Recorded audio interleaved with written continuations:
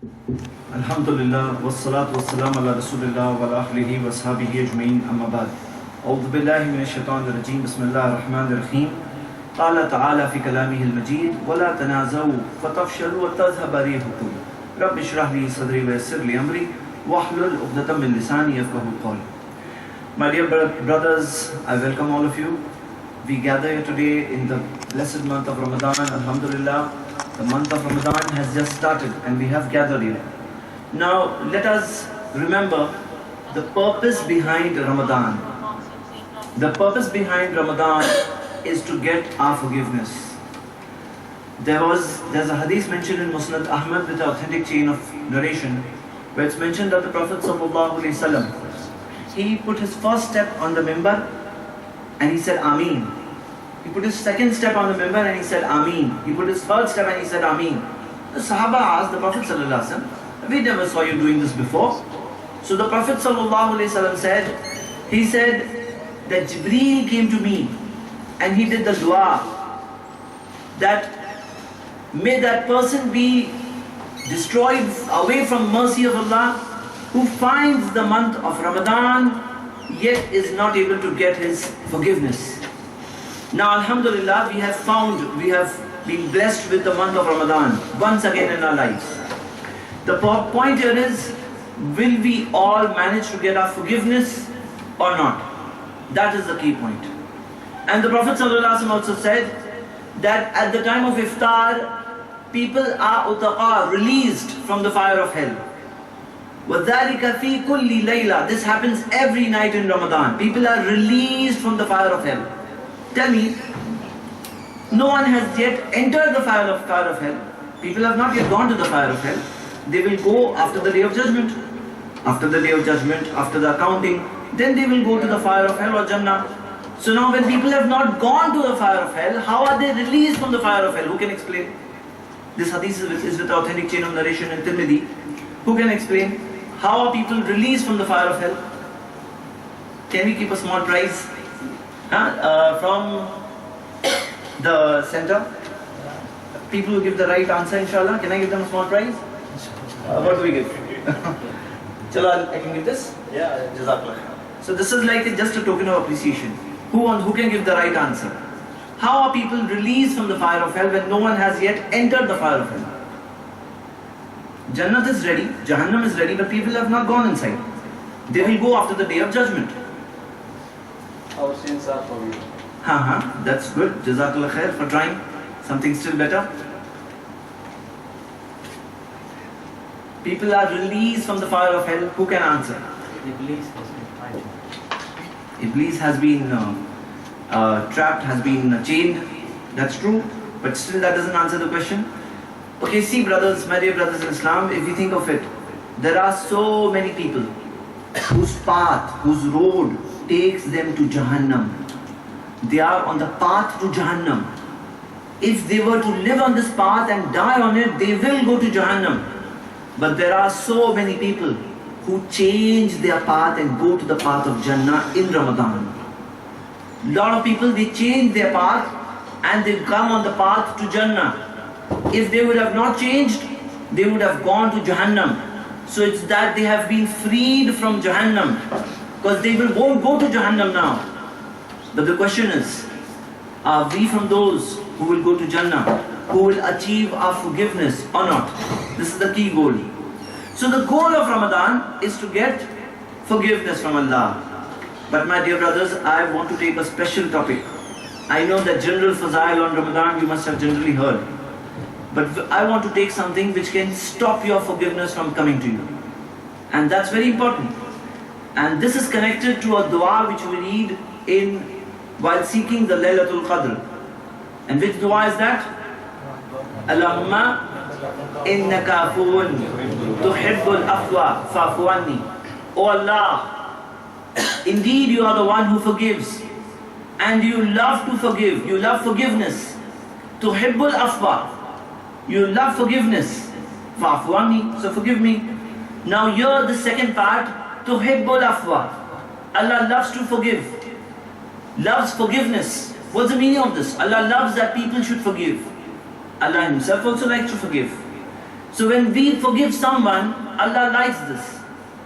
And there's a hadith in Sahih Bukhari and Sahih Muslim where the Prophet ﷺ said, تُفْتَحُ أَبْوَابُ الْجَنَّةِ يَوْمَ الْإِثْنَيْنِ وَيَوْمَ الْخَمِيسِ. The gates of Jannah are opened on every Monday and Thursday. Normal days of the month in the year, throughout the year, on Monday and Thursday, the gates of Jannah are opened. Otherwise, throughout the year, the gates of Jannah are opened in which month? In the month of Ramadan. As we know that now the gates of Jannah are open throughout the day, throughout the week. But normal days on Monday and Thursday, the gates of Jannah are open. You know this? And the Prophet ﷺ said, فَيُغْفَرُ لِكُلِّ عَبْدٍ لَا يُشْرِكُ بِاللَّهِ شَيْءٍ. Every slave who does not associate any partners with Allah, he is forgiven. إِلَّا رَجُلًا كَانَتْ بَيْنَهُ وَبَيْنَ أَخِيهِ شَحْنَا. Siwai, except that person between whom and his brother there is enmity, there is bad feeling. So Allah says about them. What does Allah say? And the Prophet ﷺ told us. It said about them, أَنذِرُ هَذَيْنِ حَتَّى يَصْطَلِحَا. Leave their matter pending until they don't forgive themselves, until they don't do sulah among themselves. So now this is generally about the differences, and my dear brothers in Islam, as we know, we all are witness to this. We find today the Muslim Ummah is divided. We are divided. Everywhere you can see ikhtilaf. We can see differences. We can see people are divided with different schools of thoughts, with different sects. Lots of divisions throughout. And Allah subhanahu wa ta'ala had warned us in the Quran, in Surah Anfal, Surah 8, ayat number 47, وَلَا تَنَازَوْا فَتَفْشَلُوا وَتَذْهَبَ رِيحُكُمْ. Do not be divided and do not fall into differences. فَتَفْشَلُوا. Or else you will become weak. You will become weak. وَتَذْهَبَ رِيحُكُمْ. Your wind will depart, meaning you won't have any kind of, in Urdu we say dabdaba nahi hoga. You won't have any kind of presence before anyone. So Allah subhanahu wa ta'ala has said, تَذْهَبَ رِيحُكُمْ. Your wind will depart, meaning you will become very weak. You won't have any kind of personality before others. So Allah has warned us in the Quran. And today, my dear brothers, we all are witnesses. What has happened to the Ummah today? So many differences. And it is connected to the month of Ramadan, since we find, if you look at people throughout the world, we find Ramadan when the spirits, alhamdulillah, Islamic spirits are high, so a lot of differences also increase. I come from Mumbai. In Mumbai we have differences where it starts with the issue related to the moon, and things have even happened that one Muslim has killed another Muslim for the sake of petty differences. Now today, as we sit in the month of Ramadan, let us look at some things from the Quran and the Sunnah which have the cure to ikhtilaf. So when someone says that I have a formula, so anyone will ask the question that, okay, has the formula been applied in the past somewhere? Have you got successful results somewhere? Has it been tested anywhere? Indeed, what Allah says is definitely true. But we find an example in the Quran in Surah Al-Imran, Surah number 3, verse number 103, where Allah says in the first part, وَأَعْتَصِمُوا بِحَبْلِ اللَّهِ جَمِيعًا وَلَا تَفَرَّقُوا. Hold on strongly to the rope of Allah and don't be divided among yourselves. And then Allah says, وَاذْكُرُوا نِعْمَةَ اللَّهِ عَلَيْكُمْ. Remember the favor of Allah on you. إِذْ كُنْتُمْ عَدَانٍ. That you were enemies. You were enemies. فَأَلَّفَ بَيْنَ قُلُوبِكُمْ. Allah joined your hearts. فَأَصْبَحْتُمْ بِنِعْمَتِهِ إِخْوَانًا. And then by the grace of Allah, by the favor of Allah, you became brothers. What is the opposite of enemy? Opposite of enemy is friend. But Allah did not say you were enemies and became friends. Allah has said you were enemies, فَأَصْبَحْتُمْ بِنِعْمَتِهِ إِخْوَانًا. You were enemies and you became by the ni'mat of Allah brothers. Allah has said that from being enemies you became brothers. How? بِنِعْمَةِ. What is this ni'mah? And that ni'mah is Islam. As Allah says in Surah Ma'idah, Surah 5 verse 3, الْيَوْمَ أَكْمَلْتُ لَكُمْ دِينَكُمْ وَأَتْمَمْتُ عَلَيْكُمْ نِعْمَتِي. This day have I completed my favor upon you, and I have completed my blessing upon you. So Allah says, وَأَتْمَمْتُ عَلَيْكُمْ نِعْمَتِي. I have completed my ni'mah, my blessing. And that ni'mah was kuru ni'matullahi alaykum. Remember the ni'mah of Allah on you. And that ni'mah is Islam, which we also have. So we all know Arabs used to be divided with severe differences. Small matter they will fight with big differences. They will be taking their lives, they will be killing each other, the Arabs before in Jahiliyyah. Now the same Arabs, they became brothers. After Islam came, people who used to take their lives used to give lives for each other. Now, what was this ni'mah? That same ni'mah we also have, alhamdulillah. So my brothers in Islam, we will look at today some the Quran and the Sunnah for ikhtilafat generally. Now see, our topic is not restricted to any particular context. We find today there are ikhtilafat, there are differences among brothers, among relatives, among neighbors, among co-workers in an office, among so many people. You will even find differences among trustees of a masjid, of different places, people who don't have any differences in views, same view, but still there's ikhtilaf. So ikhtilafat are really common. Maybe all of us over here today as we sit, we also have certain differences with someone. Maybe you have some bad feeling for someone. So we will look at some solutions from the Quran and the Sunnah which help us solve these differences in a way which will make them brothers. فَأَصْبَحْتُمْ بِنِعْمَتِي إِخْوَانًا. The enemy will become brother, which Allah has promised in the Quran. First, before we go ahead, we will look at a formula for solving religious differences. When two Muslims have two different views, so what should we do? See, it's given in the Quran in many places. Don't do ikhtilaf, you will become weak. Don't do ikhtilaf. As the Prophet ﷺ said, it's recorded in Sahih Bukhari, لا تختلفوا. Don't do ikhtilaf. فَإِنَّ مَنْ كَانَ قَبْلَكُمْ اِخْتَلَفُوا فَهَلَكُوا. For those who were before you, they did ikhtilafat and they were destroyed. So it's given in many places. Don't do ikhtilaf, don't do ikhtilaf, don't do ikhtilaf. My question is, if we would have found one occasion, one such place, one such guidance, which would tell us that if ikhtilafat come, then do like this. Don't do ikhtilaf is given. But what if ikhtilafat happen? Then what should we do? So now this is the question. If we would have found that, so we would know what to do. And there is a verse in the Quran which tells us what we should do when differences come. See, like for example, for safety, you put for fire, so that fire doesn't take place, you should take these precautions. But if fire occurs, then what should we do? Ikhtilafat should not happen. They are bad. But if they happen, then what to do? Now there is a place in the Quran which tells us what we should do when differences occur as regards religious understanding. Which brother can tell the ayat of the Quran with the reference, inshallah? Yes. MashaAllah, very good. Jazakallah khair. You get this right. Now can you give the reference also? Where is it in the Quran? You know why the reference is needed? Example. You know why is it needed? There was a time when people were so familiar with the Quran. You tell them it's given in the Quran, so they know, it's here. Like for example, someone who stays in Qatar. So now he'll say, he stays in Doha, you will tell him that, see, you come here for the program, he'll say, yes, I know. But a new person from outside, who doesn't know the address, he will need the full address, proper explanation, then only he'll come. So now, we Muslims today, very sad to say, but we are very far from the Quran. So we have to give full address. Go to surah number so-and-so, then go to ayat number so-and-so, you will find this over here. But people who are familiar with the Quran, so you tell them it's in the Quran, it's enough. So now we need to know the reference, address. So my brothers, who can tell the address of this ayat in the Quran? Inshallah, there's a prize for this. Surah An-Nisa, half the address is correct. Further? 52? You missed it by 7 ayats. 59. Trying. He tried very close, he came, mashallah. If someone reaches 52, he can possibly, inshallah, come down to 59 also. So this is in Surah An-Nisa, Surah number 4, ayat number 59. Easy to learn. 4 plus 5 is equal to 9. Allah says in the Quran in this verse, Ya ayyuhalladheena amanu, O you who believe.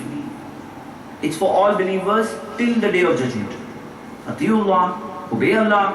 Wa atiu Rasul, obey the messenger. Wa ulil amri minkum.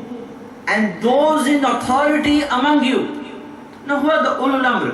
Imam Ibn Kathir rahimahullah, he says, these are the ulama and the hukam, the rulers of the Muslims, the Khalifa. Listen to the Khalifa when he says something to you, and listen to the ulama. Now my brothers, if you look at this verse, we find Atiullah wa Atiur Rasul is mentioned in no less than almost 22 places in the Quran. When the issue is up to Atiullah wa Atiur Rasul, there's no ikhtilaf. Who's your messenger? Muhammad Sallallahu Alaihi Wasallam. Who's your messenger? Who's my messenger? Muhammad Sallallahu Alaihi Wasallam. No ikhtilaf. But when we come to ulul amr, listen to those in authority, the ulama, listen to the ulama. So now you will say, I listen to this alim. And he'll say, I listen to this alim. I'll say, I listen to this. And this is where the ikhtilaf comes. So in the same place Allah has told, فَإِن تَنَازَعْتُمْ فِي شَيْءٍ, if you differ in any matter, this is our question. What's our question? If differences come, then what should we do? فَإِن تَنَازَعْتُمْ فِي شَيْءٍ, if you differ in any matter, then what should we do? People say, they say, what are more people doing? Majority. Whatever the majority does, that is right. Like in democracy, whichever party gets more votes, it comes in power. But Allah Ta'ala did not say that if you differ in any matter, then see who how many people are telling which thing. Allah Ta'ala did not say this. He told us, فَرُدُّهُ إِلَّا اللَّهِ وَرَسُولِ, refer to Allah and His Messenger. Refer to Allah means the Quran, refer to the Messenger, that means the Hadith. إِن كُنْتُمْ تُؤْمِنُونَ بِاللَّهِ وَالْيَوْمِ الْآخِرِ, if you believe in Allah and the Day of Judgment. If you believe in Allah and the Day of Judgment, then. If you don't believe, then do what you do. If you believe in what you should do, we have to refer to Allah and His Messenger if we are believers. So you know what many people say when ikhtilaf comes? They say, see, you do that, what you think to be right. You follow your alim, I'll follow my alim. You don't call me wrong, I won't call you wrong. Allah Ta'ala did not say this. They do like this. Allah Ta'ala told us that if you really believe in Allah and the last day, then refer to Allah and His Messenger. And some people say today, they say, see, and alhamdulillah, my dear brothers in Islam, throughout the world, this is now a movement where people are returning back with their differences to the Quran and the Sunnah and seeing that what do we find in the Quran and the Sunnah. So now people have started saying that, see, this is fitna. So Allah says in this very verse, ذَلِكَ خَيْرٌ, this is khair, this is good. And people say, see, people are doing this, but the results won't be good, the consequence won't be good. So Allah has said, فَأَحْسَنُوا تَعْوِيلًا, this will have the best consequence. The best consequence, the best ending is in coming back to the Quran and the Sunnah. Now, my dear brothers in Islam, we find we live in a religion which is a religion of proof. It is not a religion of assumptions. Like for example, Christians. When we look at Christians, every sect, you find that their Bibles are also different. The Bible which the Roman Catholic is following has 73 books. The Bible which the Protestant is following has 66 books. The Bible of the Jehovah's Witness, the New International World, the New World Translation is different. The other Revised Standard Versions are different. So now if they want to solve the difference, they don't have a common denominator. But alhamdulillah, the Quran is preserved. And so are the statements of the Prophet ﷺ. Not only the statements of the Prophet ﷺ, even the lives of the narrators who narrated the hadith. That the chain of narration, we check the chain. So we find more than 640,000 narrators. Their lives have been preserved, that too in chain of narration. It's only Allah's will. That now, if any difference comes. So what do we need to do? We need to go to the Quran and the Sahih Hadith. So now, some differences are solved with first stage research. First stage is, go to the Quran and the Sunnah. When we go to the Quran and the Sunnah, we find one scholar has, for example, one scholar has qiyas, opinion. Another has a clear-cut hadith. Obviously the hadith is right. Sometimes we find one scholar has a zaif hadith, a weak hadith. Someone has a sahih hadith. Solved. Sahih hadith has to be followed. We cannot follow something which is zaif. Zaif hadith, zaif means weak. Means there's doubt. Did the Prophet ﷺ say it or did he not? There's doubt. Mawzu fabricated, we know it's fabricated. But zaif, it's weak. Now Allah knows and we don't know. So Allah told us in the Quran in Surah Al-Isra, Surah 17, verse 36, فَلَا تَقْفُ مَا لَيْسَ لَكَ بِهِ, do not follow that of which you have no knowledge. What is not confirmed, don't follow. So now Zaif hadith, it's weak, it's doubtful, we don't know, it's not confirmed. Don't follow Allah. Don't follow that. So now differences solved, alhamdulillah. Some differences also are of this type, a minority. Like out of 100 differences, 80% differences will be solved. 20% are left, which go to the next level of research. Where both the scholars are saying that my hadith is sahih, and the second one is saying no, this hadith is zaif. Same hadith cannot be sahih and zaif at the same time. It has to be either sahih or zaif. How can it be sahih and zaif both? So obviously there is proof. Now Imam Ibn Hajar al-Asqalani says that the muhaddiseen are unanimous that for a hadith to be sahih, it has to pass 5 conditions. If it passes 5 conditions, it's sahih. Otherwise it will be weak or fabricated. Now what happens? We go to the second level of research, that okay, we ask him, okay, what is your proof that this is sahih? What is your proof that this is zaif? Now as my brothers, alhamdulillah, you have gathered here today, I suggest that you should have a session sometimes on science of hadith. How does a hadith become sahih? I'm not saying that everyone will become a muhaddis after a session like this. Maybe morning to evening, a basic science of hadith lecture session. But at least when muhaddiseen tell us something, we'll be able to understand. So this is the second level of ikhtilaf where it is solved. Where we go to one muhaddis who says this hadith is sahih. So we look,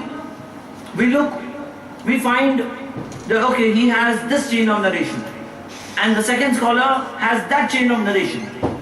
This one is saying I have 2 chains which are supporting each other. There are things which we can look into.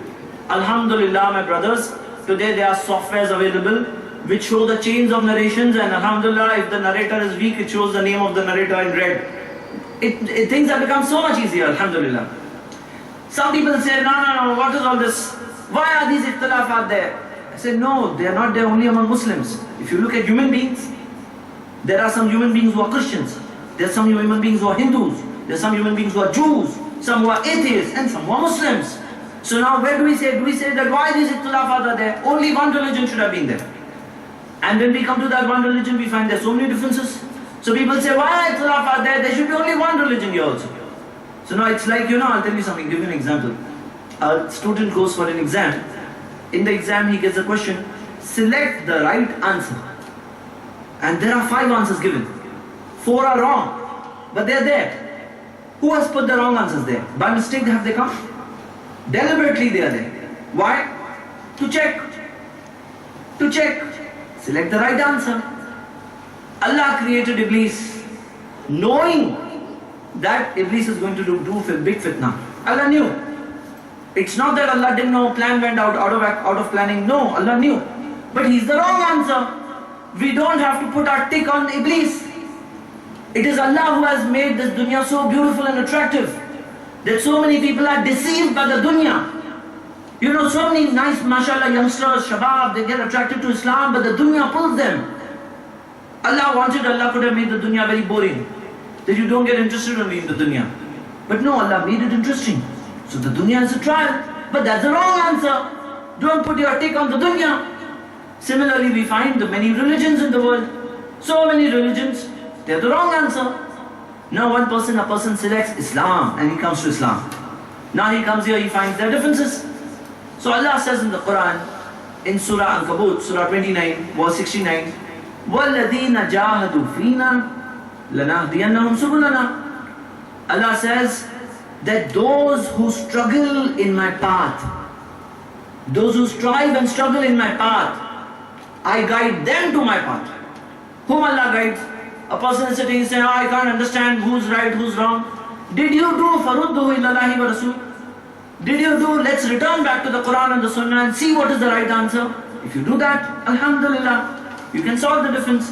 If you don't do, you don't put in effort, you say, it's all confusing. It will be confusing. So now my brothers, all of us feel the pain that differences should not be there.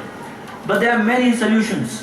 So there's someone who will tell you that, okay, you are saying 2 plus 2 4, another person is saying 2 plus 2 5, third is saying 2 plus 2 6.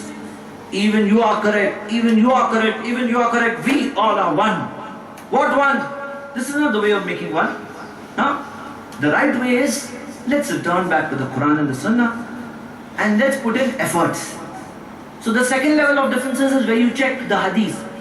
Third level of difference also. Now, the first level you solved 80% of the differences. 20% are left, they go on to the second level.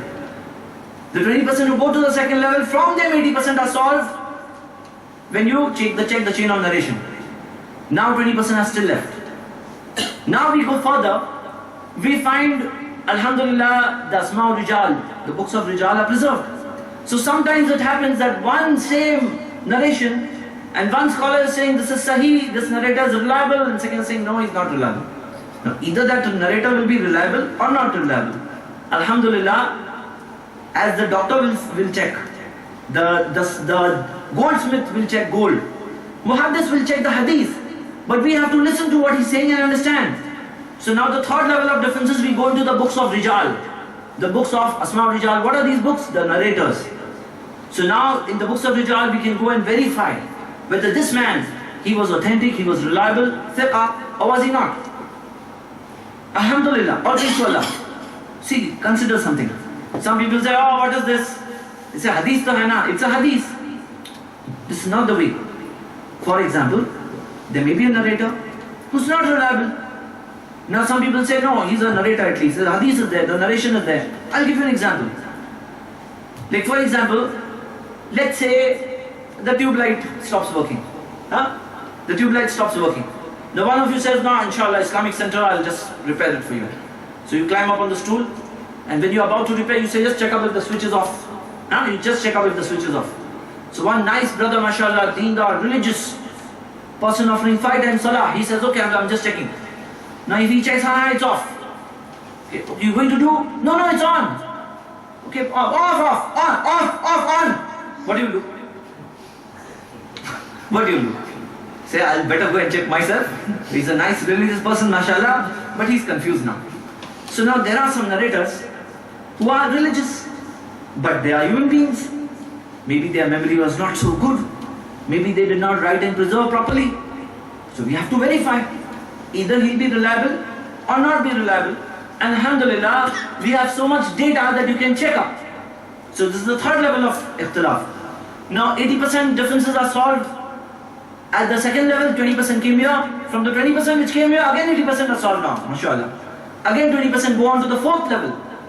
And alhamdulillah, now this is the level where you go to the original books of Naqideen Imam. There are two types of Imam in Ajara. Naqdeen and Naqilin. Naqdeen are those who are actually doing naqd, who are actually saying this Ravi is like this, and second who's copying. Okay, this scholar said this. So we have to go to the fourth level sometimes. But Allah says, if you struggle in my way, then I will guide you. Now if a person can struggle to the first level, he will get guidance to the first level. If he can struggle to the second, third, fourth, he can get guidance. But we live in a religion which is a religion of proof.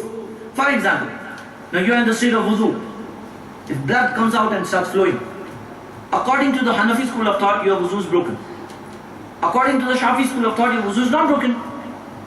Now what to do? Either the wuzu is there or it's not there. Both can't be correct for sure. Either it's there or not there. And we are assuming good about the big scholars, the Mujtahideen Imam, where the Prophet ﷺ said, إِذَا حَكَمَ الْحَاكِمْ فَاجْتَهَدَ. If a judge strives and he struggles, ثُمَّ أَصَابَ فَلَهُ أَجْرًا. If he's correct, you get double reward. وَإِذَا حَكَمَ فَاجْتَهَدَ ثُمَّ أَخْطَأَ فَلَهُ أَجْرٌ. But when he strives and struggles and makes a mistake, still he will get one reward. You know why? Why? He tried. He gets one reward. Now if you come to know that in this particular matter, this scholar has made a mistake. If we come to know, I'm going to ask a question, be careful. If you come to know that one particular scholar has made a mistake, you come to know, it becomes clear in the light of proof that the particular scholar made a mistake over here. And you say, no, I am a follower of the scholar. I won't leave his statement. You think we will get one reward? Scholar is getting one reward? Inshallah, we'll also get that one reward? Yes or no? No. Who says no? Raise your hand. Won't get. He's getting and we won't get. No. Raise your hand. Who says no? 1, 2, 3. 3 brothers. 4. All 4 will get a prize, inshallah. Yes, you won't get the reward. Why? Because we are doing ittiba of Muhammad sallallahu alaihi wasallam. All the scholars try to connect us with Muhammad sallallahu alaihi wasallam. None of the scholars say that, okay, follow me.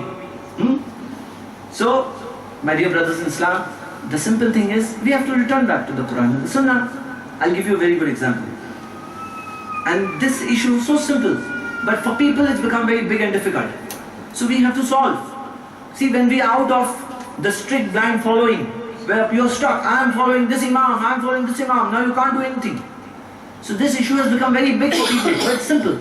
Simple thing is, we respect all scholars. I'm a little sorry, actually I have some dental problem, it's troubling me, so that's why I'm not able to pronounce some things properly, but whatever. So now, we respect scholars. We respect scholars. However, all scholars are human beings. They can make mistakes. So like we see, if you're in the state of wuzu and a woman happens to touch you, according to Imam Shafi, your wuzu is broken. According to Imam Abu Hanifa, your wuzu is not broken. Now what? In both the issues, when we do rudduhu ilallahi wa rasul, return back to the Quran and the Sunnah, we find, like, regarding the question of blood flowing, Imam Shafi's proofs are strong. He is saying that Sahaba, we have so many narrations that with their wounds flowing and blood flowing from their wounds, they were offering salah. And the hadith on which Imam Abu Hanifa rahmatullah has relied upon, that hadith is zaif. So here Imam Shafi's view is strong. And when we look at the issue of the touch of the woman, we find Imam Abu Hanifa's view is strong. Because the Prophet sallallahu alaihi wasallam, what he did, he, in the state of salah, yes, he touched his wife in the state of salah. If wuzu was broken, so obviously his wuzu would have gone. And there's another hadith in Abu Dawud that the Prophet ﷺ actually kissed his wife and went for salah and did not repeat the wuzu. Now there's something for us also to learn in this. Anyway, and that the Prophet ﷺ did not repeat wudu. And in this issue we find Imam Abu Hanifa is correct. Whichever of the scholars has proof, we have to accept. Matter is so simple, alhamdulillah, alhamdulillah. Now the problem is, my dear brothers, the reality is, proofs are there. The Quran is preserved, the hadiths are preserved. We live in a religion which is a religion of proof. Jews and Christians, they have a religion of assumptions. Allah says in the Quran, مَا لَهُمْ بِهِ مِنْ عِلْمٍ إِلَّا اتِّبَاعَ الظَّنِّ. They don't have any knowledge. They only follow assumptions. Surah 4 verse 171. But we don't follow assumptions, we follow proof. But we have to struggle and connect ourselves to the Quran and the Sunnah. But the problem is different today. The problem is that our ikhtilafat have gone into our hearts. And this is a big problem. It should not go in the heart. If this happens, so Allah says in the Quran in Surah 3 verse 105, وَلَا تَكُونُوا كَالَّذِينَ. You don't be like those. You. Who you? The Ummah of Muhammad sallallahu alaihi wasallam. وَلَا تَكُونُوا كَالَّذِينَ. You don't be like those. تَفَرَّقُوا. Who got divisions, who went into divisions. وَاخْتَلَفُوا. And went into ikhtilafat. مِن بَعْدِ مَا جَاءَهُمُ الْبَيِّنَاتِ.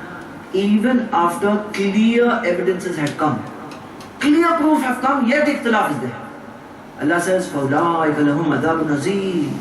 For them there is a very big punishment. For whom? For those who get into divisions. There's no rahmah. You know, some people say ikhtilaf is rahmah. It's no rahmah. Allah says it is big azab. So now, my brothers, I want to give you 5 suggestions from the Quran and the Sunnah, 5 points. Not too many. And I have a request that if you all try, inshallah, a little bit, you can memorize these 5 points. Apply it in your own lives, inshallah. First point. Now these are points which are for bringing about love in the heart. If love comes in the heart, then these ikhtilafat we can solve. I have a strong feeling. All the ikhtilafat which are there in the ummah, Allah did not say bring big ikhtilaf to the Quran and Sunnah, don't bring small issues. Some people say that these are furuhat, don't talk about these ikhtilafat. Let them be. No. Every ikhtilaf, whether big or small, what we should do? Go back to the Quran and the Sunnah. It's possible. Every Muslim sect, we should sit and talk. We should sit and talk that come, we have this proof. What proof do you have?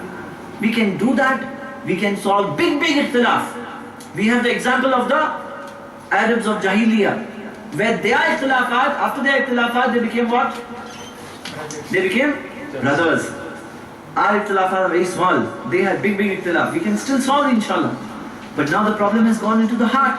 So we have like, you need proteins. So you need nutrients. So we are talking of 5 nutrients to make our feelings, the heart, tazkiyah, purified from wrong things. So that we can solve our differences in the right way, inshallah. First thing is love. Love for each other. As the Prophet ﷺ said, it's recorded in Sahih Muslim. He said, وَالَّذِي نَفْسُ مُحَمَّدٍ بِيَدِهِ, by him in whose hand is my life. He's swearing by Allah. He said, لَا تَدْخُلُونَ الْجَنَّةِ, you will not go to Jannah حَتَّى تُؤْمِنُوا, until you believe. وَلَا تُؤْمِنُوا حَتَّى تَحَابُوا, and you have not believed until you don't love one another. We have to love one another. All Muslims should love each other. And Allah says, the Prophet ﷺ said, أَوَلَا أَدُلُّكُمْ, should I tell you one thing? إِذَا فَعَلْتُمُوهُ تَحَابَبْتُمْ, if you do this, you will start loving each other. أَفْشُوا السَّلَامَ بَيْنَكُمْ, spread salam among yourselves. Now people, they say, okay, he's from my sect and my group, assalamu alaikum. And you see someone who doesn't look like yours, you say, no, salam for you. So now, أَفْشُوا السَّلَامَ بَيْنَكُمْ, spread salam among yourselves. Salam should be made common.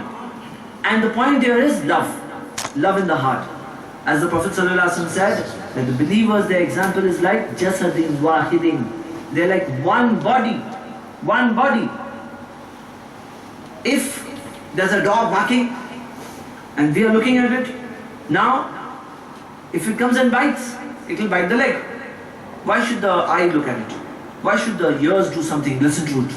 So eyes are looking, the ears are listening, the hand maybe can catch a stick or something and the legs may run. The jasadin wahidin, the one body. So we have to be like one body. We cannot say, oh, they are them. No, they are us, all of us. We are one. We have to feel for each other. Muslims have to feel for each other. Anywhere, any Muslim is in problem, everyone is in pain. No one can sleep his night sleep, okay, alhamdulillah, I'm fine, he's in trouble. No, jasadin wahidin, you're like one body. So now the point here is love. Love in the heart. If there's no love in the heart, things won't happen. And the Prophet ﷺ taught us how to bring love. And the best way is salam. My dear brothers, so many differences are solved when you say salam. You say, see salam, assalamu alaikum. This is dua. May peace be on you, may protection you be, may you be in protection of Allah subhanahu wa ta'ala. May you be safe from what? From the azab of Jahannam, from the troubles of this world. This is a dua, beautiful dua a person does. And you know what? Half of our salam is gone. 50% of the salam is gone. You know where it's gone? Who can tell? 50% of the salam? Good morning. Good morning and all, that's one thing. Yes. Another? Hello. Hello. Hello. Hello and all this. Yes, yes. Further, there's a salam which we say while meeting, and there's a salam which we should say while leaving. There's a hadith in Sahih Muslim, the Prophet ﷺ said, he said, Sunan Abu Dawud, it's an authentic hadith, the Prophet ﷺ said, إِذَا انْتَهَا أَحَدُكُمْ إِلَى مَجْلِسٍ فَلْيُسَلِّمْ, when one of you comes to the majlis, he should say salam. فَإِنْ بَدَى لَهُ يَجْلِسَ فَلْيَجْلِسْ, if he feels like sitting down, he should sit. ثُمَّ إِذَا قَامَ فَلْيُسَلِّمْ, and when he gets up to go, he should say salam.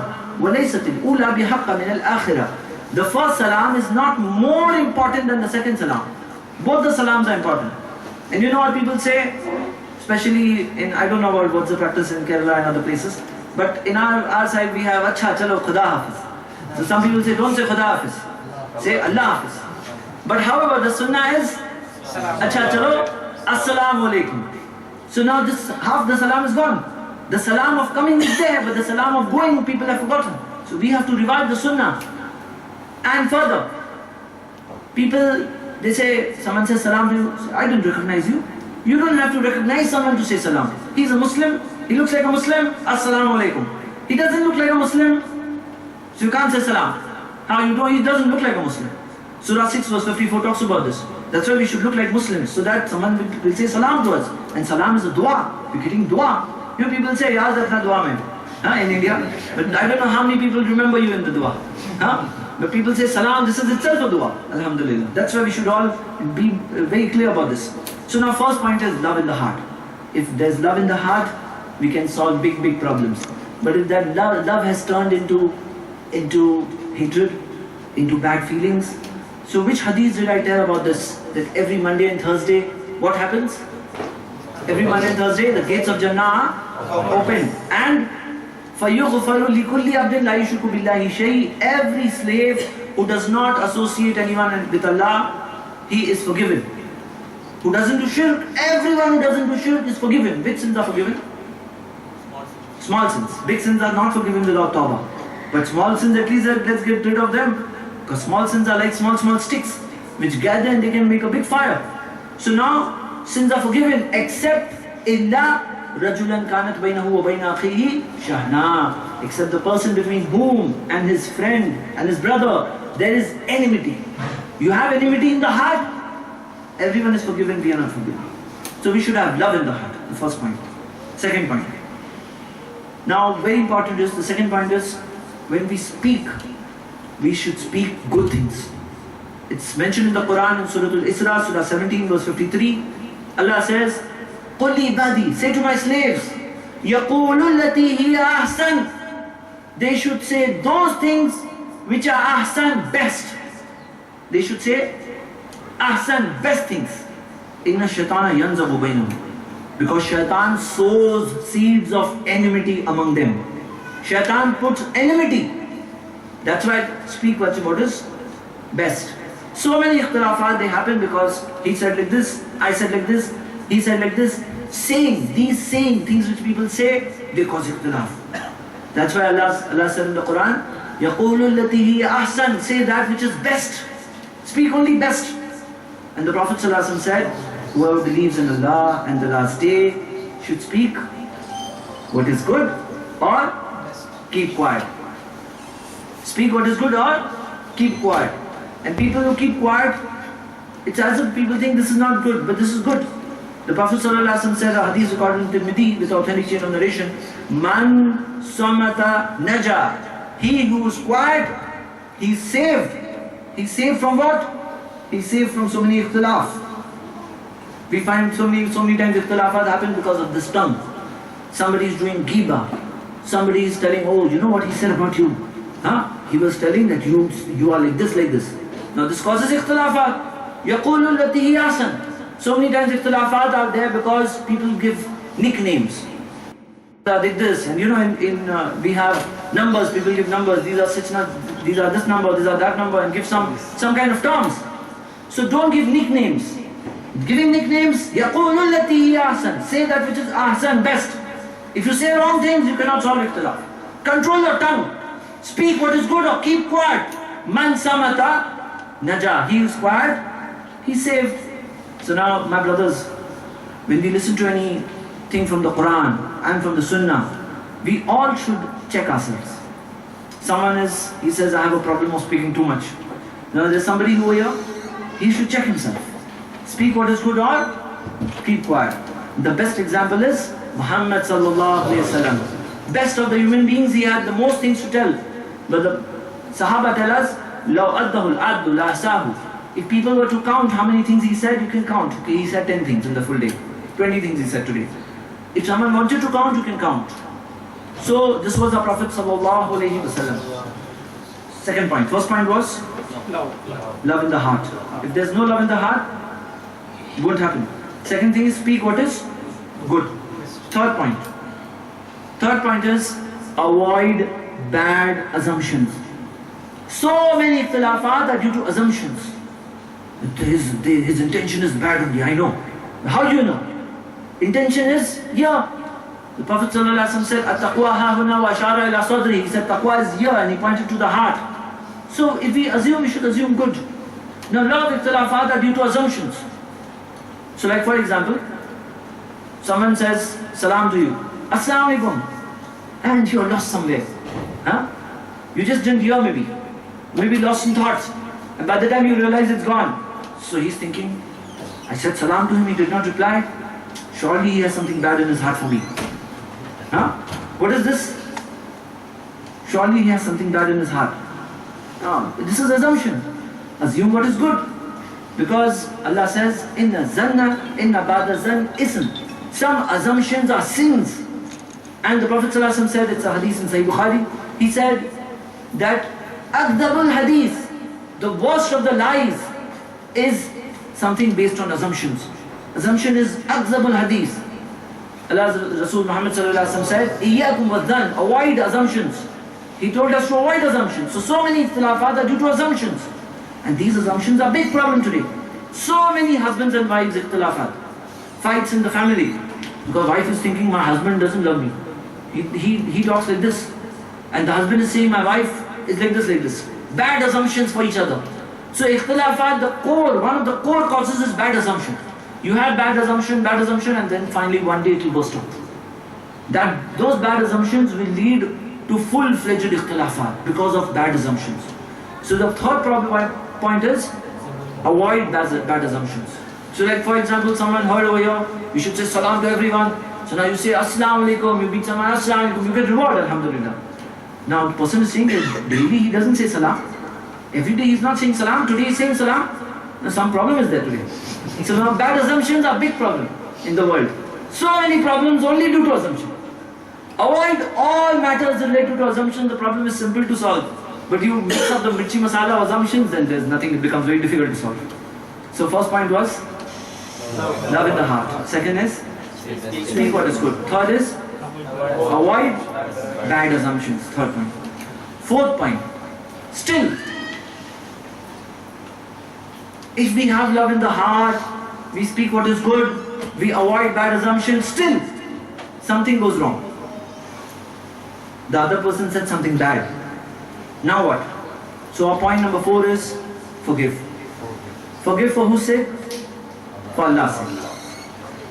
Are there any businessmen over here who have shops, counter shops? Anyone here? Not many? I think not any. But those people who have businesses, they know when the customer comes, he will tell 10 things. Say, your goods are like this, and he will tell 10 bad things. And the shopkeeper, he forgives. Why he forgives? He doesn't give a fitting reply. If he gives fitting reply for everything, so his business will go down. So he forgives the customer. Why he forgives the customer? For money.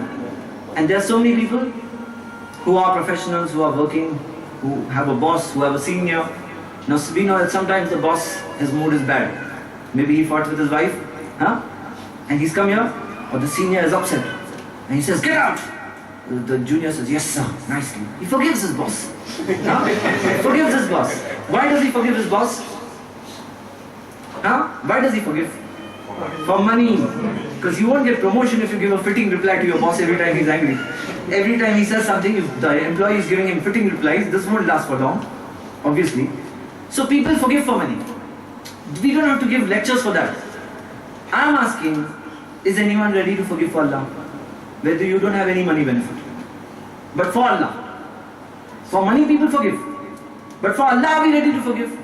Same person in his office, he's like made of iron. And same person when you look at him in the family, in relatives, the neighbor, Islamic work, he's like made of glass. Small thing will happen and he'll break. And same person in his business, when he sits for business, he's made of iron. So why like this? People are ready to forgive for money, but they're not ready to forgive for Allah. And you know what? When we forgive, Allah forgives us. When we forgive people, Allah forgives us. You know the incident of Aisha radiallahu anha, the incident where she was slandered. And 3 of the Sahaba also got involved with the Munafiqeen. And those 3 were given the punishment later. The punishment of 80 lashes if you speak about a woman without proof. 4 eyewitnesses we don't have. 80 lashes. So one of the 3 who got the 80 lashes, now he used to get assistance, monthly money, help from Abu Bakr radiallahu anhu. Abu Bakr radiallahu anhu is Aisha radiallahu anha's father. And he said, you said this about my daughter, now I'm not going to give you any money. You defamed my daughter, you slandered my daughter, you said wrong things about my daughter, now you're not going to get any money. So Allah revealed one verse of the Quran at that time. Surah An-Nur, Surah number 24, verse number 22, where Allah says that forgive and overlook. Allah tuhibbuna yaghfirallahu lakum. Don't you want that Allah should forgive you? Don't you want Allah should forgive you? You want forgiveness from Allah, but you don't want to forgive. We want Allah to forgive us. We all are sinners. We want Allah's forgiveness, but we don't want to forgive anyone. You want Allah to forgive you, you don't want to forgive. Irhamu man fil ard, yarhamukum man fis sama.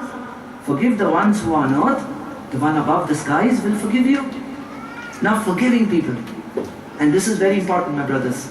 Because if we don't forgive every Monday and Thursday, when all the people of Tawheed are forgiven, the person who doesn't forgive someone, he has things in his heart, he is not forgiven. And when he says, Laylatul Qadr, Tuhibbul Afwa, Allahumma innaka afuwan, Allah, you are the one who forgives. Tuhibbul Afwa, you love forgiveness. So Allah loves forgiveness. I don't want to forgive, but I want to keep it in my heart.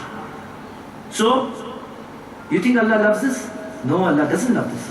So my brothers, when we listen to anything from the Quran, the Sunnah, it should be for amal. It should not be information, nice information. No, it should just for amal. I'm asking you now. Remember anyone you have ikhtilaf with, your brother, your relative, your wife, your friend, anyone, co-worker, religious brother, anyone you have ikhtilaf with. Are you ready to forgive for Allah's sake? You want to clear out your heart so that we get forgiveness from Allah. The purpose of Ramadan is forgiveness. The person who doesn't get Ramadan but does not get his forgiveness, there is badness for that person. So let's clear our heart for any rancor. There is love for Allah and there is books for Allah. If someone does something which is haram, we say, I love him. No, then we hate that thing. We love for Allah and we hate for Allah, but not for personal sins. Personally, someone says something to us. Personally, I'm hurt. Personally, he did bad to me. He insulted me. He said some bad word for me. He gave me nickname. He said this thing for me. No, I want to clear my heart for Allah's sake. Clear our heart for Allah's sake. Forgive something for Allah's sake. Then we can do فَرُدُّهُ إِلَّا اللَّهِ وَرَسُولِ. If we go with badness in our heart, then we can't do رُدُّهُ إِلَّا اللَّهِ وَرَسُولِ. So thing is, forgiving. That's point number 4. And you know what? There's a hadith in Sahih Muslim where Prophet ﷺ said 3 things which are all opposite. First thing he said, مَا نَقَصَتْ صَدَقَةٌ مِنْ مَالٍ. When you do sadaqah, money does not become less. Money does not become less. Now someone says, I had 1 lakh rupees, I spent 10,000 in sadaqah, so how much is left? So it's become less or is it not? Prophet ﷺ said, money does not become less with sadaqah, and our eyes are telling me it has become less. Whom will you believe? Your eyes or our beloved Prophet ﷺ? Same way he said second thing, that man tawaza lillah illa rafa'ahullah. Whoever makes himself humble for Allah, Allah will raise him high. And third thing he says, that whoever forgives for Allah, Allah will give him honor. Someone says, why should I be always forgiven? Why should I forgive? I should only forgive. Yeah, you get the better thing. If we forgive, we get better reward from Allah subhanahu wa ta'ala. So the fourth thing is forgiving. First point was love in the heart. Second thing is speak what is good. Third thing is avoid bad assumptions. And fourth thing is forgive. Don't carry baggage. Don't keep that baggage in the heart. And this is the Jahannam of the world where a person is always troubled. Forgive. And not for that person. We are not forgiving for him. We are forgiving for I'm forgiving him so that I get something in return. No, this is the forgiveness for Allah's sake. Last point. Last point is, now someone is doing all 4. Still problems come. Still ikhtilafat come. We have love in the heart. We speak what is good. We avoid bad assumptions. We forgive. But still ikhtilafat, suppose they come. Now what? Now when ikhtilafat come, that when 2 people are fighting, the third one there sits with a can of oil. He says, oh, look, you're so nice to him. And see what he did with you. So there are some people who don't, if they don't make people fight, their food does not digest it, it seems. We should not be like this. What should we do? We should do sulah. And the Prophet ﷺ said, it's mentioned in Surah Hujurat, Surah 49, verse number 10, إِنَّمَا الْمُؤْمِنُونَ إِخْوَةٌ. Believers are brothers. Believers are brothers. فَاسْلِحُوا بَيْنَ أَخَوَيْكُمْ. Then do sulah among your brothers. Do sulah. And the Prophet ﷺ said, or the hadith recorded in Sahih Targhib, أَفْضَلُ الصَّدْقَةِ. The best sadaqah. Best sadaqah. What is the best sadaqah? Making masjid? No, the best sadaqah, the Prophet ﷺ said, al-islahu zat al-bayn, doing sulah among two people. You come to know two people are fighting, and you go there, chalo, go and make sulah. This is the best sadaqah, not even 1 rupee spent, and you get the reward of the best sadaqah. And the Prophet ﷺ said, laysa al-kadhib, he is not a liar who goes for doing sulah, وَيَنْمِي خَيْرًا أَوْ يَقُولُ خَيْرًا. He does, he says, what he was saying? I think he was speaking, he thinks good about you. يَنْمِي خَيْرًا أَوْ يَقُولُ خَيْرًا. He says something good over there. So I was there with him, I don't think he thinks like this about you. So now you say something positive. Two people are fighting, you go to one of them and say, Alhamdulillah, I don't think he has bad feelings in your heart for you. Say something. The Prophet ﷺ said, I don't consider him to be a liar. So now what should happen? When we come to know that these two brothers have fought, so everyone wants Afdalus Sadaqah. Everyone wants Afdalus Sadaqah. So everyone is, whoever he meets, he's trying to do sulah. Now those two brothers who have fought, they meet him, he's trying to do sulah. Then they meet him, he's trying to do sulah. Everyone is trying to do sulah. So naturally, the ikhtilaf won't last for long.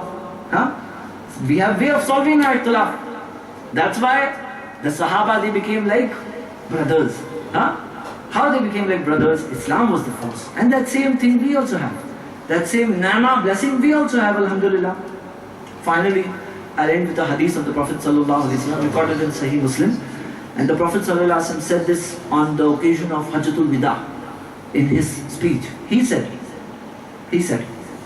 Inna shaitana qad aysa an ya'budahu al-musalluna fi jaziratil Arab. Shaitan is disappointed that now in the Jaziratul Arab, the people who offer salah, they will again start worshipping him. Shaitan is disappointed. He doesn't have any hope. Shaitan doesn't have any hope that people will again start worshipping him. وَلَكِنْ فِي التَّحْدِيشِ بَيْنَكُمْ. But regarding differences among yourselves, putting differences among yourselves, Shaitan has not lost hope. Shaitan has not lost hope, meaning he has hope. I can make these two people fight. So people, after they come to the Quran and the Sunnah, they come to Tawheed. For them, that Shaitan will make them do shirk. He has lost hope. But even good people, people of Tawheed, for them to fight, Shaitan still has hope. He knows, now this I can try to do. So now this is a very important thing for all of us. The Prophet ﷺ told us about the danger, and we have seen the formula from the Quran and the Sunnah, how to solve our differences. The formula is Surah number 4, ayat number 59. Why to learn the reference? Because this is the formula we all need today. We all Muslims need to go to this now. And so that we are able to do this, we saw 5 points. There are many points in the Quran and the Sunnah. We saw only 5 points from the Quran and the Sunnah for solving our differences. We seek from Allah subhanahu wa ta'ala the mercy of the month of Ramadan. We seek from Allah subhanahu wa ta'ala that we all are able to solve all of these differences and come back and unite on the Quran and the Sunnah and follow it and become supporters of his deen in the best possible way. Wa akhiru da'wana alhamdulillah. Four brothers who had